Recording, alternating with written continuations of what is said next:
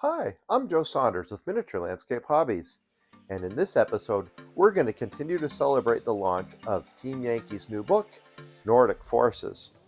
To do this, we're going to work with some of the special terrain bundles which Battlefront Miniatures has just released from the Battlefield in a Box range. These awesome models are super for setting up your Team Yankee table, and in this video, I'm going to take you through my process for creating engaging tables for 15mm wargaming.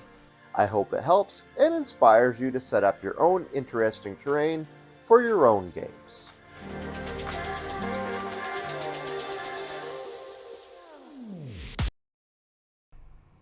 Miniature Landscape Hobbies is proudly supported by these sponsors. To prepare for the launch of Team Yankee Nordic Forces, over the last few weeks, I've been covering my process for working with the new Battlefield in the Box terrain bundles from Battlefront Miniatures. So far, I've prepared the storefront and apartment bundles. So I think I have ample terrain to begin assembling a table for games of Team Yankee. But what this video is about is not just about showing off this awesome terrain, but also discussing my philosophy behind designing a layout for tables that not only look good, but also provide a fun and immersive environment to play your wargames on. Before we get to setting up the table itself, we need to consider the types of table we're using and the scenarios which we might be playing. Keep in mind, though we're talking about Team Yankee here, this process would apply to Flames of War or any other wargame system. So, sit back and relax while I take you through my steps for creating 15mm wargaming tables. Though most of my viewers are likely already experienced wargamers, I think it's best to cover the two main types of wargame table. That way, if you're new to the hobby, you'll have an understanding of what others are talking about. The first type of table is the permanent kind, sometimes called a spread or a layout. These can be modular in nature, but are more or less fixed in place as a permanent piece of art. Everyone, not just wargamers, can enjoy these, as they're usually spectacular to look at. Whether you use pre-built scenery like Battlefield in a Box, or scratch build your terrain, these are a very popular type for those who really like to be artistic. Be warned though, you need a more or less permanent space, and this is a multi-year investment. My permanent spread is almost 30 years old and can be expanded to 4 feet wide by 16 feet long.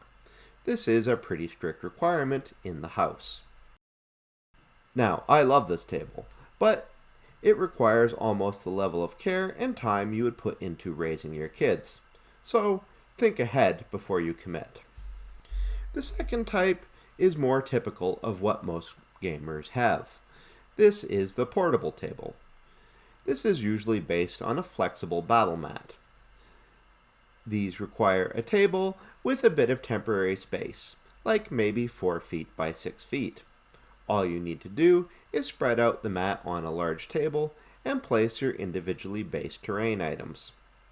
If you've ever heard a wargamer use the term scatter terrain, or just scatter, this is what they're talking about. Terrain that's on a base that can be easily moved around. The Battlefield in a Box line works pretty well for this, and it comes pre-painted in case you want to just throw it right on the table. After your game is over, you just roll up the mat and put it away.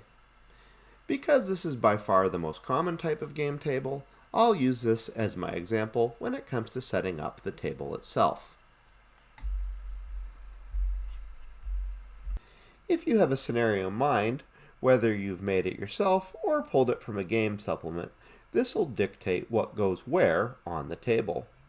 Perhaps you are trying to create a historical location, or just evoke a specific feel of a certain type of battle, like a defensive action, or maybe a siege.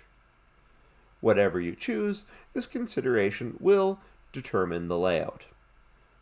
All I can say here is make sure that both players have some interesting terrain to interact with. but don't let the perceived fairness of the layout disrupt the game. Unless you're a tournament player, wargaming isn't necessarily about winning or losing, but more about telling a story in miniature, and your terrain spread is your main way to do this. This aside, Team Yankee and a great number of other systems presuppose your table is set up before you select your scenario. Whether you do it randomly or otherwise is up to you. So, if you do this, you'll want to create something that's engaging to play on. Yet, you'll still want it roughly balanced with multiple options for lines of sight and levels of models to deploy on. This is where I would like to focus for the rest of the video. So, let's grab the new terrain bundles and a couple of scratch-built pieces and get to work building a table for Team Yankee. Now we're actually ready to set up the table.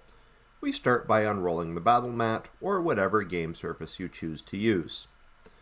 Notice here I've selected a table that's actually wider than the mat itself. Wherever possible, you want to do this.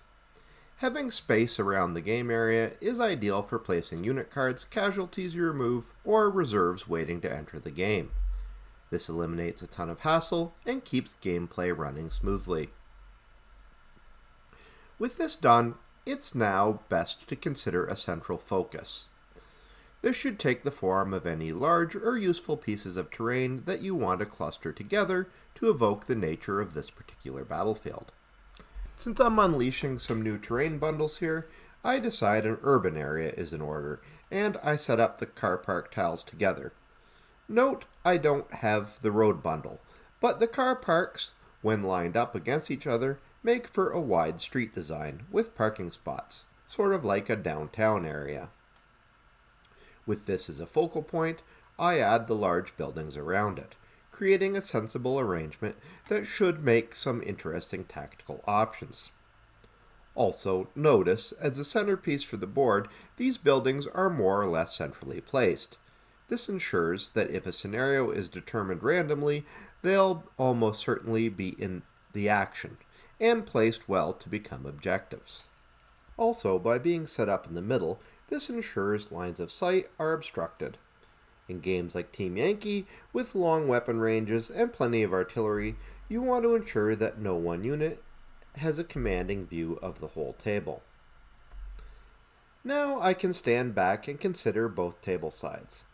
Since the roads have to come from one side, I really should offer some urban terrain to the other player, so I go ahead and put down another car park and apartment buildings. Neither player will be at a disadvantage now in terms of access to buildings, and because they are clustered with residential models in one spot and retail buildings in another, the table has a sensible real-world feel. The biggest piece of terrain takes the form of the Battlefield in a Box department store, which I've put intentionally more or less in the middle. This is a good spot for it, as it controls line of sight with its bulk and offers plenty of nooks and crannies for troops to fight over, almost creating the option for a fight within a wider battle. Always a fun addition if you're like me and want games to possess a narrative feel. With the main focus established, now I grab some other scattered terrain. Some of it is scratch built, and some of it is Battlefield in a Box brand, and I begin placing it on the table. I start again with the largest pieces, in attempt to break up the table to prevent any one commanding position. Instead, I want to create pockets of visibility. I work downwards toward the smallest pieces, pausing occasionally to take a miniature eye's view.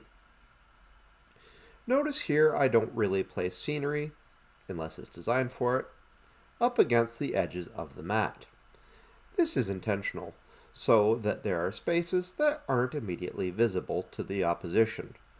This creates options for placing command units or indirect firing artillery, which is a hallmark of modern era wargames.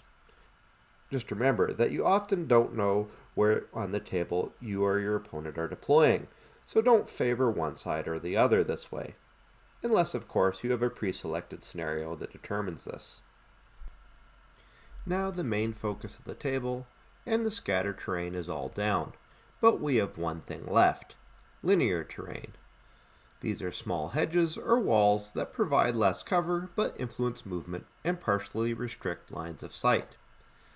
The same principle goes for this as for the other terrain, but it doesn't block line of sight outright, it only hampers it.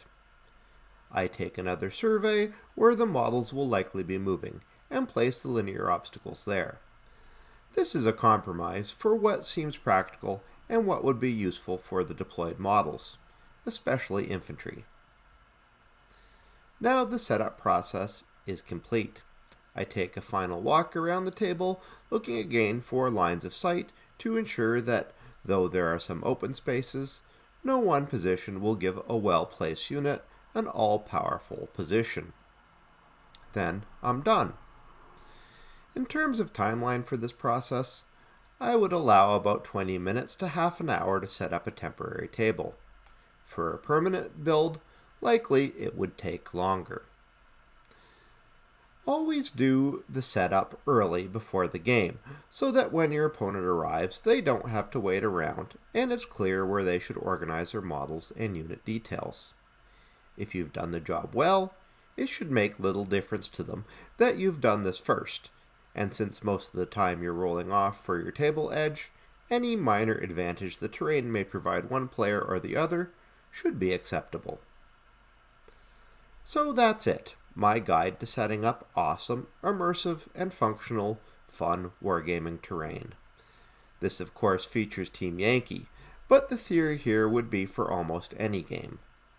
Also note that this is my method, and by its nature it's very flexible. You may have other considerations to add. If you do, don't be shy and put them in the comment section for this video. I'll see you soon with more miniature and terrain building tips. See ya! I'd like to take a quick moment to thank my Patreon supporters. Without their assistance, Miniature Landscape Hobbies would not be possible. If you would like to learn more about the benefits of becoming a Patreon supporter, please check the link in the video description. That's it for this episode. I hope you enjoyed watching it as much as I enjoyed making it. Please remember to subscribe, press the bell button so you get immediate notification on our videos, and until next time, remember to keep building life in miniature.